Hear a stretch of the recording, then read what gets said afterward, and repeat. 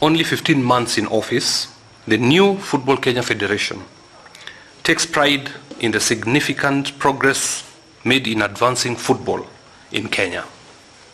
From the successful hosting and delivery of the CHAN 2025 tournament to Kenya's successful hosting of the FIFA Series Women's and continued growth across leagues, national teams, and grassroots development, the Federation remains firmly committed to building a strong, credible, and globally competitive football ecosystem. Among the key milestones achieved so far within our short lifespan in this office and our short tenure since the beginning or since the December 2024, Harambee Stars have participated in the FIFA Series Finals, held from 27th to 30th of March for the first time, 2026. Harambee Starlets have qualified for WAFCON 2026 in Morocco. Kenya's recognition of the CAF Awards, where His Excellency the President William Ruto received the Outstanding Achievement Award for successful hosting CHAN, to the lifting of FIFA's restrictions against FKF following successful fiscal discipline and reforms, which is a really big milestone for us, to Kenyans hosting the FIFA Women's Series 2026 with Harambee Starlets participating in the competition. The CAF President's expression of confidence in Kenya, Uganda, and Tanzania for Pamoja readiness to host AFCON 2027.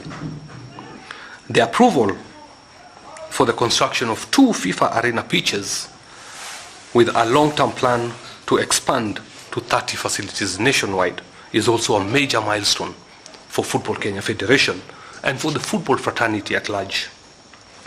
Ongoing preparations for Kenya's co-hosting of AFCON 2027, FIFA approval of the establishment of Football Technical Center in Machakos, active scouting programs targeting eligible Kenyans players in the diaspora to strengthen our national teams has definitely gone unnoticed.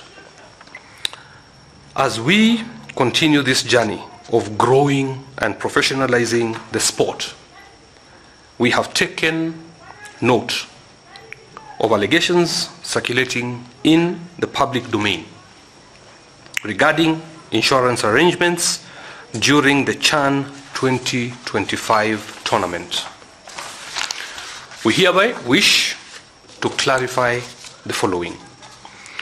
The procurement of insurance for CHAN 2025 was conducted within the framework of the CAF host agreement, which defines the structures and processes governing tournament operations, including the sourcing of key service providers.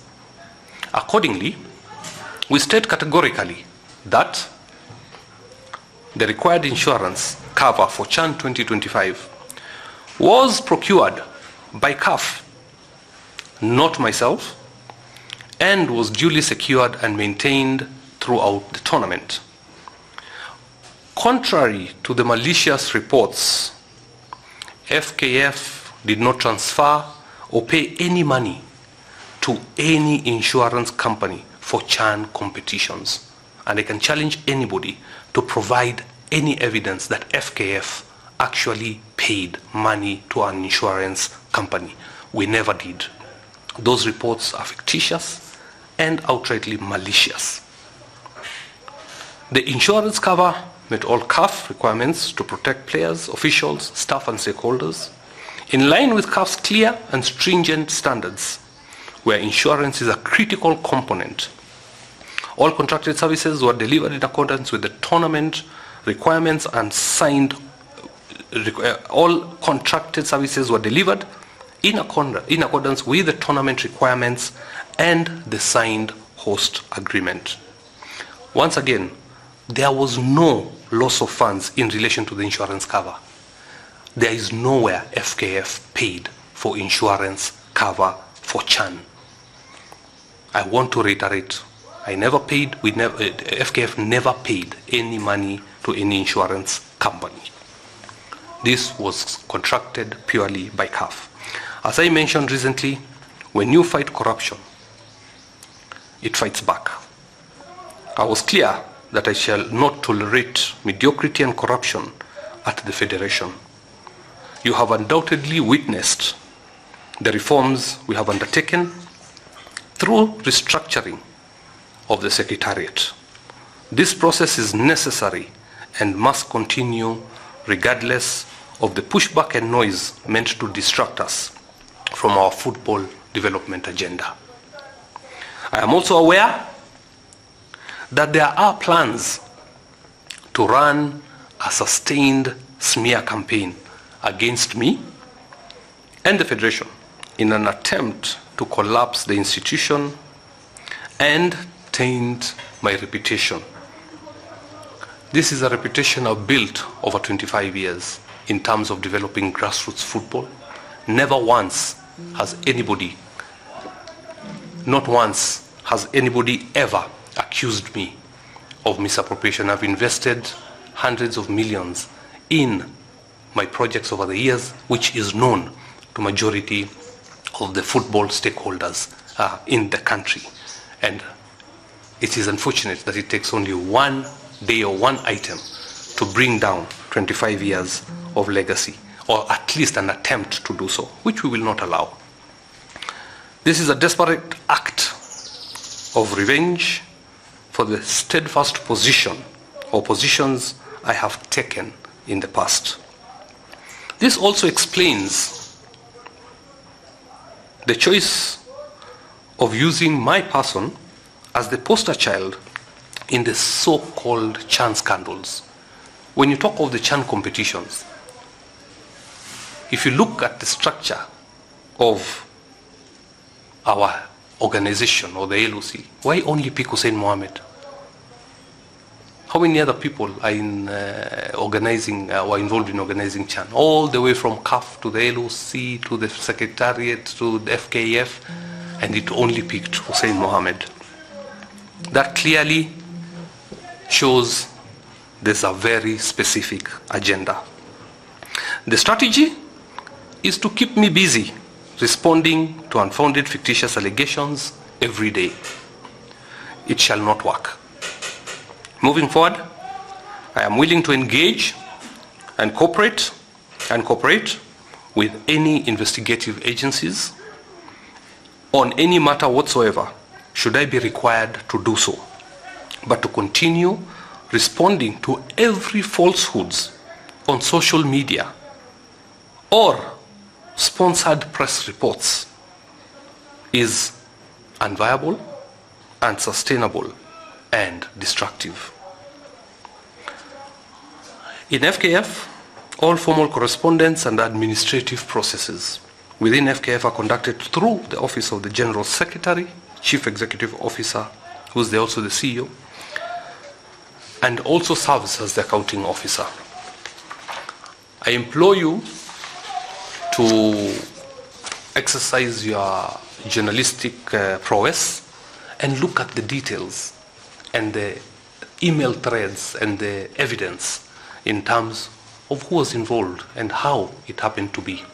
Because I'm sure some of you have access to that, and it will be available very soon, I'm sure, after the investigative process is concluded.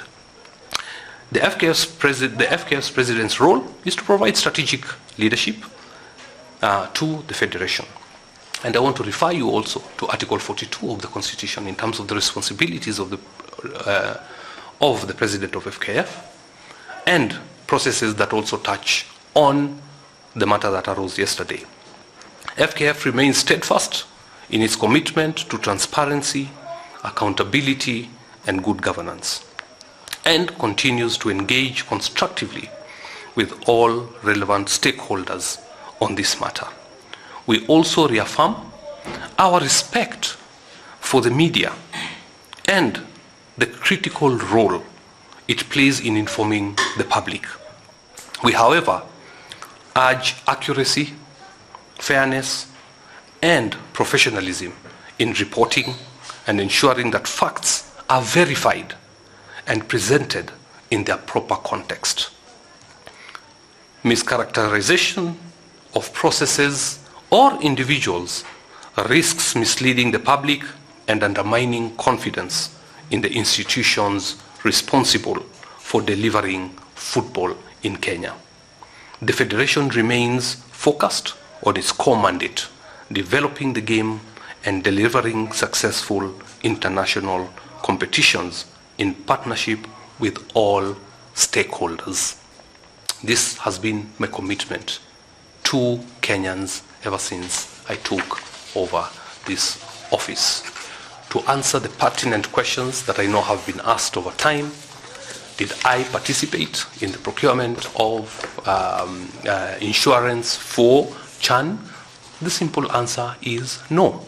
And I challenge anybody out there to prove otherwise. There's no such thing, and I want to be very clear on that.